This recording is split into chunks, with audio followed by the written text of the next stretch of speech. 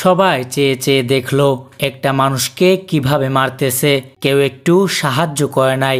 এভাবে একটা মানুষকে কি আরেকটা মানুষ মারতে পারে? আমার তো সারা জীবন চোখের জল ফেলতে হবে।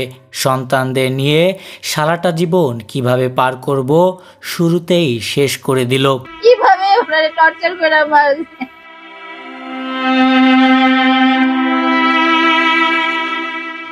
আমি আমার স্বামীর হত্যার বিচার চাই, আমার সন্তানের যে দিন করছে তার বিচার চাই। আমি চাই আমার স্বামীর এরকম করছে, আমি তাকে ফাঁসি চাই।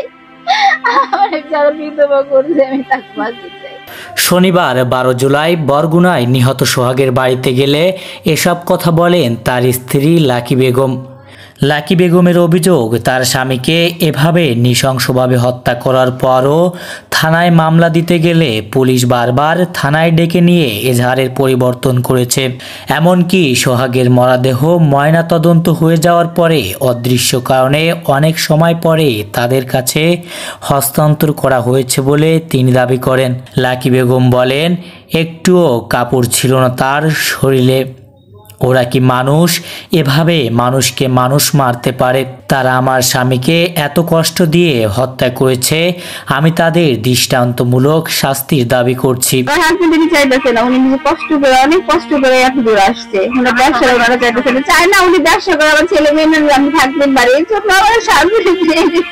ভবিষ্যতে যেন এমন কাউকে হত্যা করার আগে অন্তত 10 বার ভাবে।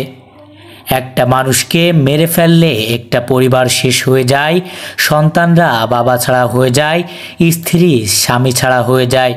তিনি বলেন, আমার ছেলে মেয়েদের নিয়ে আমি কোথায় যাব? আমাদের জন্য কিছু রেখে যেতে পারেনি। কিভাবে আমি সন্তানদের ভবিষ্যৎ গড়ব? আমি কি ক্ষতি করেছি তাদের? তারা আমার স্বামীকে মেরে ফেললো, আমার সন্তান দুটি কোথায় যাবে এখন? এ সময় তিনি দেশের মানুষের কাছে তার স্বামীকে নৃশংসভাবে হত্যার দৃষ্টান্তমূলক শাস্তি দাবি করেন।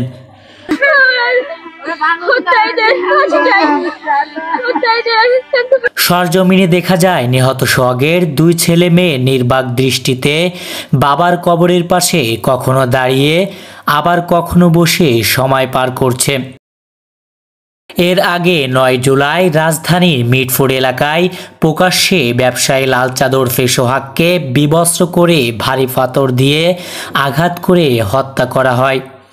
এ ঘটনায় একটি ভিডিও ফুটেজ সামাজিক যোগাযোগ মাধ্যমে ছড়িয়ে পড়লে মুহূর্তেই তা ভাইরাল হয়ে যায়। এ হত্যার ঘটনায় আলমগীর হোসেন, মনির হোসেন, মাহমুদুল হাসান মাহিন, তারেক রহমান, রবিন ও মোহাম্মদ লিটন গাজীকে গ্রেফতার করা হয়েছে।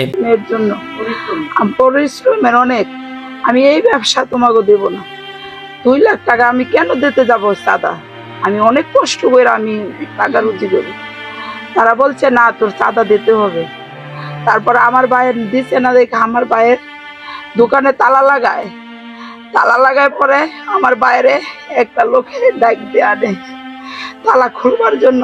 তখন আমার ভাইয়ে তালা খোলার পরে আমার বাইরে এখান থেকে মারতে মিটফুট 3 বার ঘেরে নেয়, ঘেরে নিয়ে মাইরা তারপরে ছাইরা দেয়।